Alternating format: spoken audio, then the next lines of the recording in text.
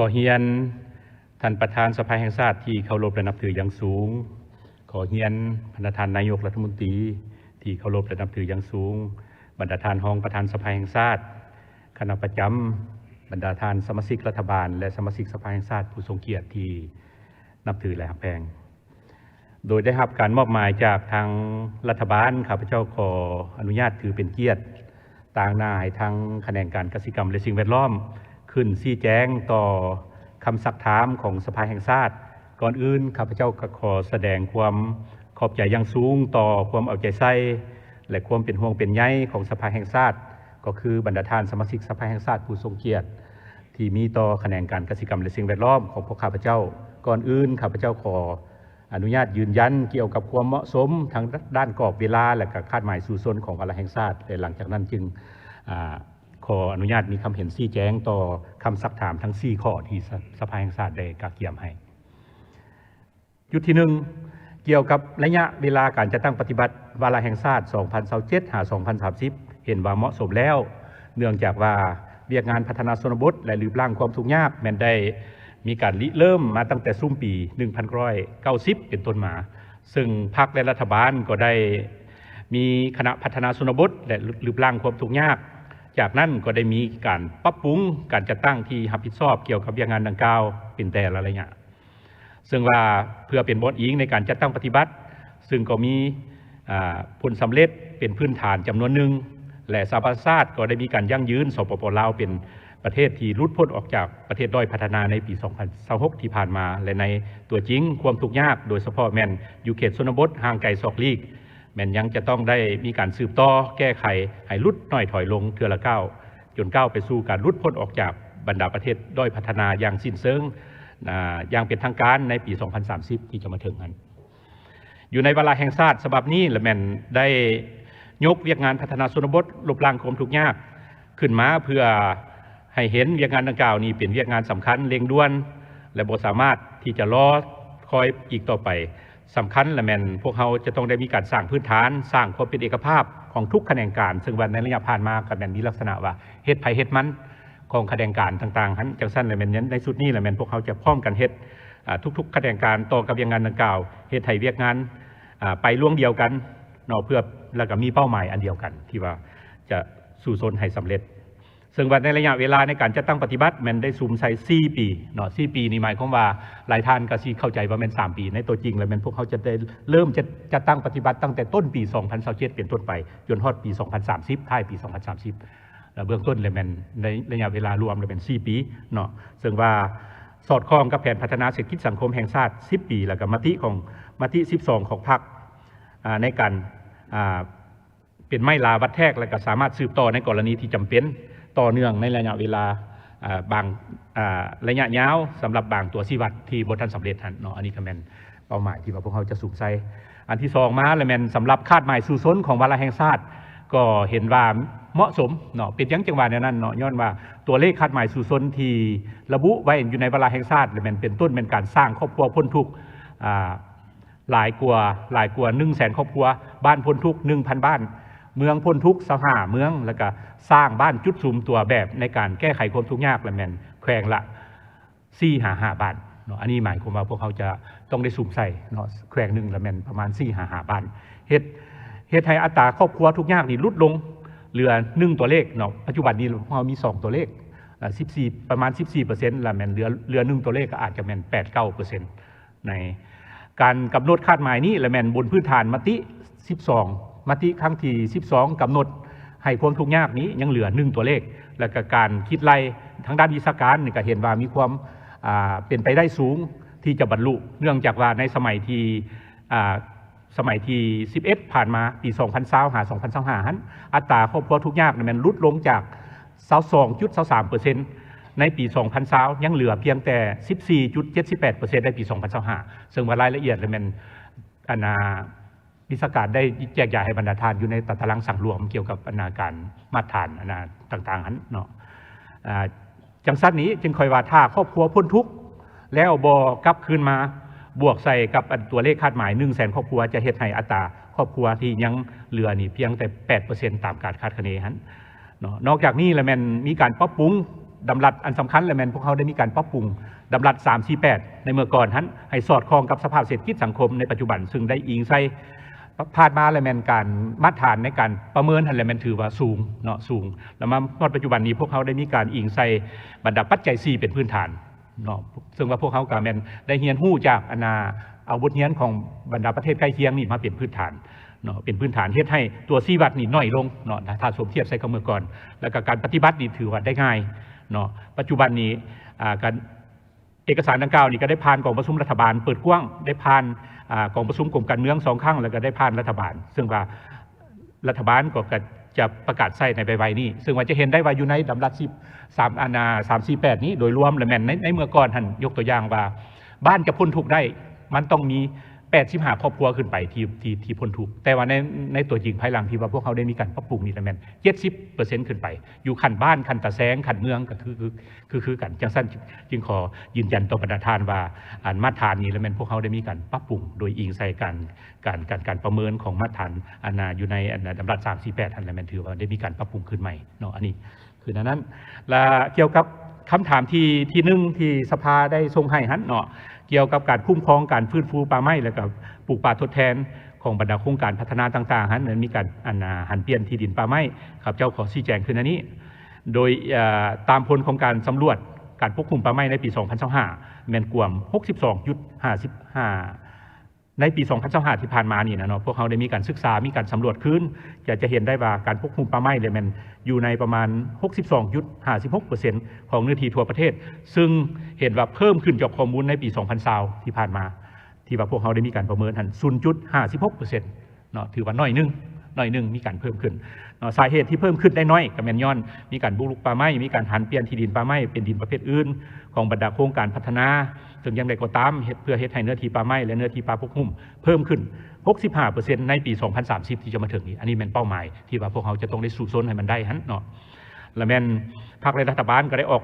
คำสั่งเลขที่15นยคำสั่งเลขที่11นยแล้วก็คำสั่ง11ที่หาก็ออกนี่ละแม่นของครสพหันทั้งได้ออกแจ้งการให้โจ๊ะการพิจารณาโครงการบ่อแห่แม่ไม้และก็คะแนนการของพวกเขาก็ได้สุ่มใส่ในการคุ้มครองป่าไม้ตามระบบ3ประเภทป่าและเวียกงานต่างๆที่ได้ถูกนำที่ได้กำหนดอยู่ใน1 ใน 7แผนงานของคะแนนการเกษตรกรรมและสิ่งแวดล้อมในปีนี้แต่นี่ทอดปี 2030 และแม่นพวกเขากำหนดอยู่ใน1แผนงานที่สำคัญและเพื่อ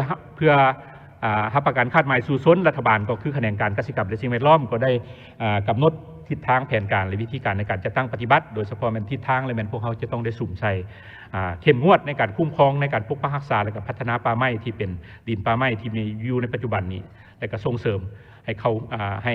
ทุกภาคส่วนเข้าร่วมอยู่ในการปกปักรักษาในทั่วสังคมโดยเฉพาะแม่น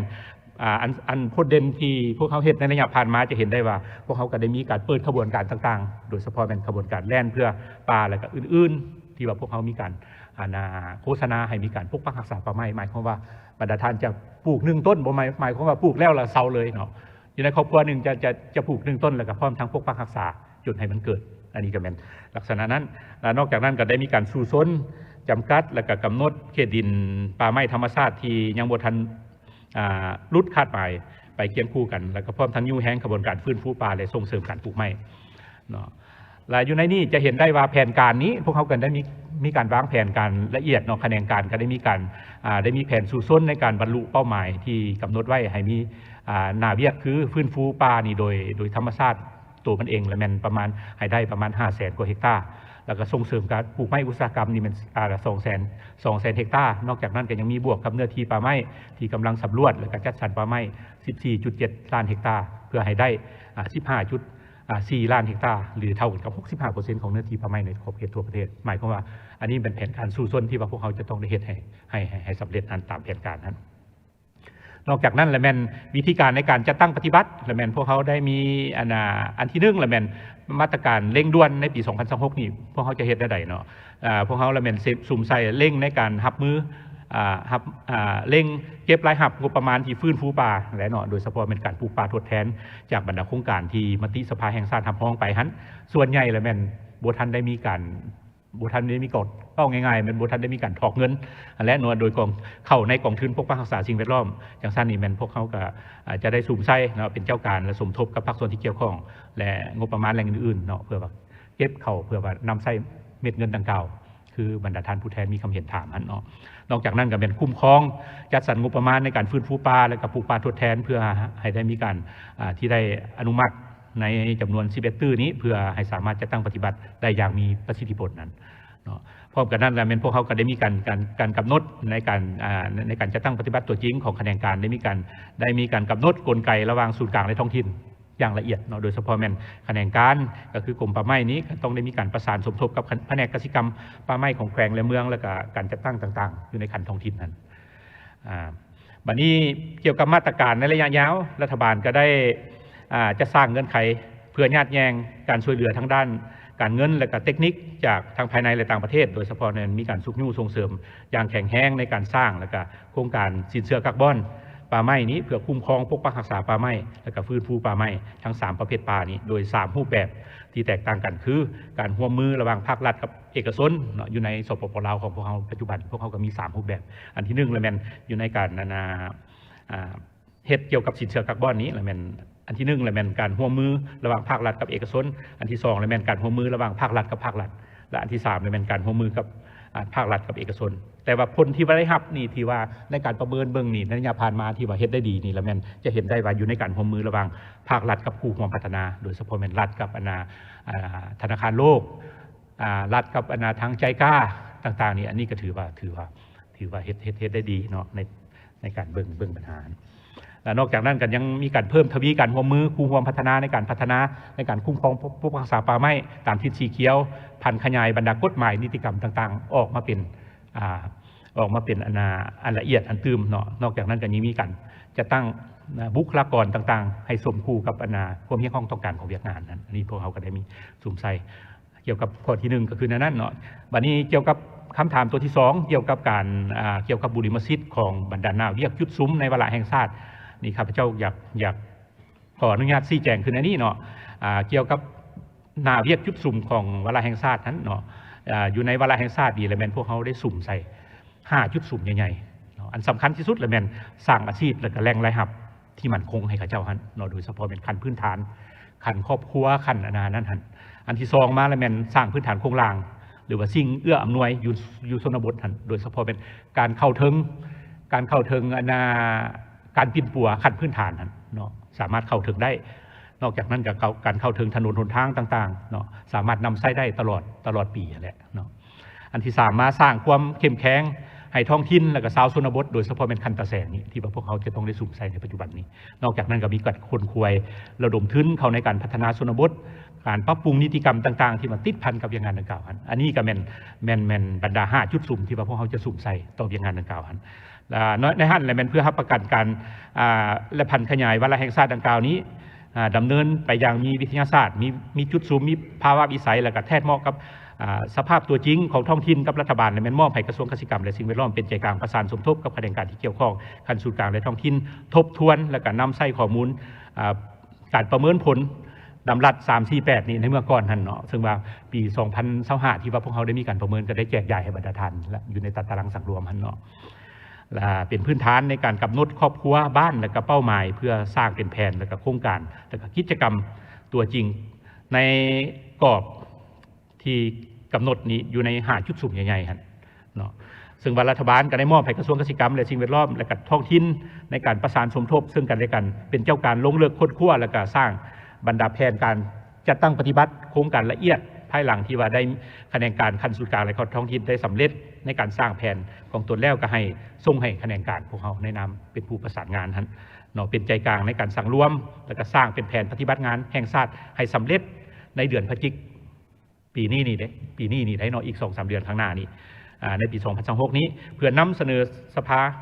ขั้นของตนรับพ้องขั้นและในเดือนธันวาคมปี2026และนำไปจัดตั้งปฏิบัติตามพระบทบาทสิทธิและหน้าที่ของตนในเดือนมังกรปี2027ที่จะมาถึงนี้อันนี้กันโดยสังเขปครับเจ้าอยากสั่งรวมคือนั้นให้เนาะแล้วบรรทัดที่3มาแล้วแม่นเกี่ยวกับโครงการขุดค้นแห่นี้เนาะที่ติดพันกับอย่างงานสิ่งแวดล้อมนี้ในระบบ นิเวศวัฒนธรรมทางด้านธรรมชาติและสังคม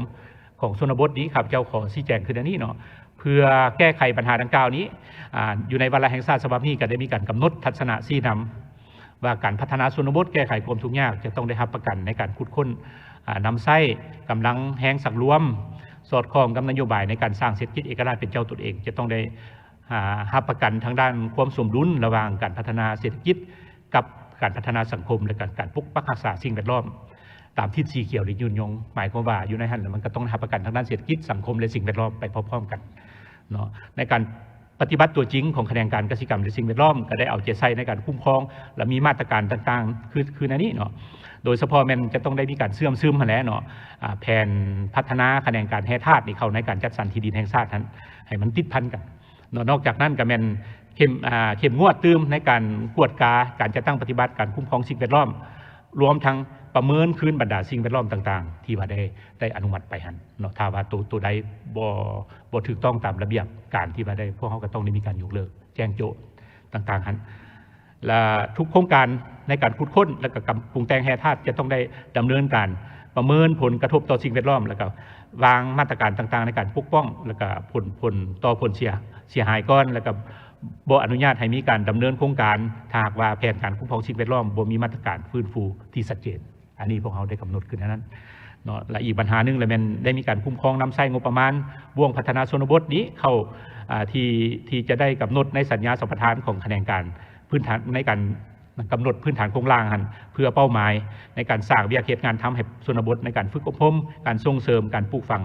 อยู่ในหันแล้วมันจะมีอยู่ในห่วงหนึ่งในโครงการต่างๆหันในโครงการพัฒนาสังคมหันเนาะซึ่งวันอยู่ในหันพวกเขาจะนำใช้ห่วงดังกล่าวนี้เข้ามาพัฒนาตื่นอีกอันนี้ก็เป็นจุดหนึ่งที่ข้าพเจ้าอยากรายงานต่อบรรดาท่านหันและคำถามที่4เนาะคำถามที่4นี้เกี่ยวกับปัญหาที่ดินปลูกสร้างและก็ดินทำการผลิตที่บ่เพียงพอติดพันกับ3ประเภทป่านี่ข้าพเจ้าขอชี้แจงคืออันนี้เนาะต่อกับปัญหาดังกล่าวนี้สภาแห่งชาติก็ได้ออกมติ57เนาะและในท่านนายกรัฐมนตรีก็ได้ออกคำสั่งเลขที่20 นย.นี่เพื่อดำเนินการรับรู้สิทธิ์นำใช้ที่ดินอยู่ใน3ประเภทป่ากระทรวงเกษตรกรรมและสิ่งแวดล้อมก็ได้พันขยายคำแนะนำเป็นคำแนะนำให้ทั่วประเทศได้จัดตั้งปฏิบัติพร้อมทั้งได้มีการเฮ็ดทดลองอยู่3แขวงซึ่งวันนี้ผ่านมาพวกเขาก็ได้มีการเฮ็ดทดลองอยู่3แขวงก็คือแขวงไชยบุรีแขวงขมวนและก็แขวงหัวพันเนาะซึ่งว่าปัจจุบันนี้ก็จะต้องได้มีการพันขยายผลของการทดลองไปในขอบเขตทั่วประเทศและก็กระทรวงพวกเขาก็ได้มีการกำหนดอยู่ในแผน5 ปีในการออกสิทธิ์นำใช้ที่ดินอยู่ใน3ประเภทป่าดังกล่าวให้ได้125,000 ตนเนาะอันนี้ก็เป็นแผนที่พวกเขาซึ่งในการปฏิบัติตัวจริงก่อนแขนงการเกษตรกรรมและสิ่งแวดล้อมจะออกสิทธิ์นำใช้ที่ดินในเขต3ประเภทป่าตามนโยบายดังกล่าวแล้วมันต้องได้มีการรับร้องแผนการจัดสรรนำใช้ที่ดินขั้นบ้านจากสภาประชาชนของแขวงก่อนก็ได้ฝากน้ำบรรดาท่านนั่นแหละที่ว่าเป็นบรรดาสมาชิกสภาผู้ทรงเกียรติทุกท่านนั้นเพื่อช่วยพวกเขาตื้มเนาะโดยเฉพาะแม่นฉะนั้นแม่นเสนอให้สภาประชาชนขัดแขวงนี่ช่วยฮีบฮ้อนในการสุกนิ้วติดตามอำนาจการปกครองแขวงและก็สภาประชาชนแขวงเพื่อฮีบฮ้อนหับห้องเนาะถ้าว่าบ่หับห้องพวกเขาก็บ่สามารถจะตั้งปฏิบัติได้อันนี้มันก็ต้องขึ้นกับบรรดาท่านคือกันเนาะและอีกปัญหาหนึ่งสำหรับ3ประเภทป่าที่กวมเอาเขตที่อยู่อาศัยและพื้นที่การผลิตเป็นบริเวณกว้างนี้รัฐบาลก็ได้ออกแจ้งการให้กระทรวงเกษตรกรรมและสิ่งแวดล้อมสมทบกับท้องถิ่นกำหนดเขต3ประเภทป่าคืนใหม่หมายความว่าพวกเขาเสียผลงานดอกถ้าว่าป่าสงวนลดลงหรือว่าป่าป้องกันป่าสมไส้ลดลงนี่พวกเขาจะต้องได้กล้าเนาะถ้าว่าบันโบแมนพวกเขาก็ต้องได้หับห้องขึ้นใหม่ถือว่าขีดออกแล้วตัวใดมันอาจจะลดป่าสงวนป่าป้องกันไปเพิ่มให้ดินอุตสาหกรรมอื่นๆได้ดินการผลิตอื่นๆได้อันนี้ก็แม่นพวกเขาจะต้องได้ฮีบฮ้อนเนาะในการกำหนดเขต3ประเภทป่าคืนใหม่เพื่อหับห้องขึ้นใหม่คาดคะเนว่าจะสำเร็จภายในปี2030อันนี้พวกเขาแผนที่ว่าพวกเขากำหนดไว้ก็คือนั้นเนาะและนอกจากนั้นข้าพเจ้าจะเพิ่มอีกบางจุดเนาะโดยเฉพาะแม่นการสรุปการจะตั้งปฏิบัติเรียกงานที่ดินใน6 เดือนต้นปี2006ที่ผ่านมานี้และการขึ้นทะเบียนออกใบตาดินจำนวนละแม่นพวกเขาสามารถเฮ็ดได้เลยแม่น69,938 ตอนเนาะสรุป ฮอดเดือนพฤษภาคมปี2026นี้เนาะอันนี้บ่รวม3ประเภทปลารวมทั้ง3ประเภทปลาหันนำเนาะรวมทั้ง3ประเภทปลาแล้วก็ออกใบใต้ดินทั่วไปนี่ซึ่งว่าอยู่ในหันแหละแม่นตัวเลขที่ทางสภาแห่งชาติรับร้องผ่านมาหันแหละแม่นอันน่ะ60 ตอนในปี2026ซึ่งว่าในมาฮอดปัจจุบันนี้ก็ถือว่าพวกเขาสามารถปฏิบัติรัฐบาลทั้งรัฐบาลก็สามารถปฏิบัติได้เกินคาดหมายแล้วเนาะได้อยู่ประมาณ16.65%ถ้าพวกเขาสมเทียบใส่กับแผนที่ทางสภาแห่งชาติได้มีการรับรองให้พวกเขาหันเนาะอันนี้ก็แม่นครับเจ้าอยากขออนุญาตรายงานและนอกจากนั้นก็มีคำถามของบรรดาท่านและหลายเกี่ยวกับเรื่องการซุกยิ้วการผลิตการเรียกงานการส่งเสริมการปรุงแต่งการผลิตที่พวกเขาจะเฮ็ดอะไรอันนี้แม่นสิให้ตอบเลยบ่ท่านประธานสิให้มีคำเฮ็ดเลยบ่หรือว่าเจ้าให้ใช้เวลาอีก5 นาทีเจ้าคันนั้นครับเจ้าก็สิขอยกเลยเนาะแต่ก็ปัญหาเขาตืมเจ้าเกี่ยวกับคำสักถามของสภาแห่งชาตินี้ก็ถือว่าสั่งรวมคือนั้นเนาะแต่ว่าอันนี้ที่ข้าพเจ้าอยากขออนุญาตรายงานเติมเนาะเพิ่มเติมเนาะต่อกับ คำสักถามของบรรดาท่านนั้นเนาะโดยเฉพาะเป็นการส่งเสริมการปรุงแต่งการผลิตเกษตรกรรมการเพิ่มมูลค่าต่างๆหันเนาะโดยเฉพาะมันคืออยู่ในการผลิตเกษตรกรรมเลยมันสามารถค้ำประกันโดยพื้นฐานมันพวกเขาสามารถค้ำประกันเสบียงอาหารได้โดยพื้นฐานแล้วเนาะแต่ว่าการผลิตเป็นสินค้านี่เห็นว่ามูลค่าการส่งออกมันมาฮอดปัจจุบันนี้นะมันพวกเขาเพิ่มขึ้นได้เนาะหลายท่านก็จะเข้าใจว่าผลผลิตดีการผลิตนี่ยังคือเก่าอยู่แต่ว่าจังซั่นนี่ก็ย้อนว่ายกตัวอย่างว่าอยู่ในปี2025นี่พวกเขาบรรลุได้กันมูลค่าการส่งออกนี่1.9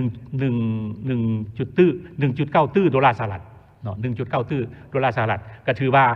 หลายถ้าสมเทียบใส่กับในระยะผ่านมาหั่นแต่ว่าในหันและแบนจะเห็นได้ว่าการเพิ่มขึ้นของมูลค่าดังกล่าวนี่ความเป็นจริงในปริมาณการผลิตแม่นถือว่ายังอยู่ในระดับเก่าเนาะถือว่าบ่ทันหลายปานใดแต่การเพิ่มมูลค่าการส่งออกนี่มันถือว่าเพิ่มขึ้นย้อนว่ามีการปรุงแต่งเนาะพวกเขาได้มีการปรุงแต่งเนาะในการปรุงแต่งผลผลิตเกษตรกรรมในผ่านมานี่มันตีราคาว่าในปัจจุบันนี้แล้วมันพวกเขาได้เฮ็ดอยู่ประมาณ25-27%เนาะถือว่าได้มีการปรุงแต่งในการส่งออกหั่นจังซั่นนี่โดยเฉพาะเป็นการปรุงแต่งแป้งมันต้นยางพาราเนาะแป้งมันต้นนี่ผ่านมาพวกเขามาฮอดปัจจุบันนี้พวกเขาก็ได้มีแจ้งการให้หยุดการส่งออกเป็นแป้งดิบนั่นแหละเนาะเป็นมันต้นแห้งเนาะมีอย่างน้อยจะส่งออกก็ต้องมีการปรุงแต่งนอกจากนั้นอย่างพารานี่พวกเขาก็ได้มีการส่งออกหมายความว่ามีการส่งออกอย่างก้อนคือในเมื่อก่อนในปัจจุบันนี้พวกเขาก็ได้ส่งออกเป็นอย่างแผ่นอย่างหน่อยอันนี้ก็แม่นคือนั้นเนาะนอกจากนั้นพวกเขาก็ได้มีการส่งออกปลาสวายอยู่แข่งจำปาสัก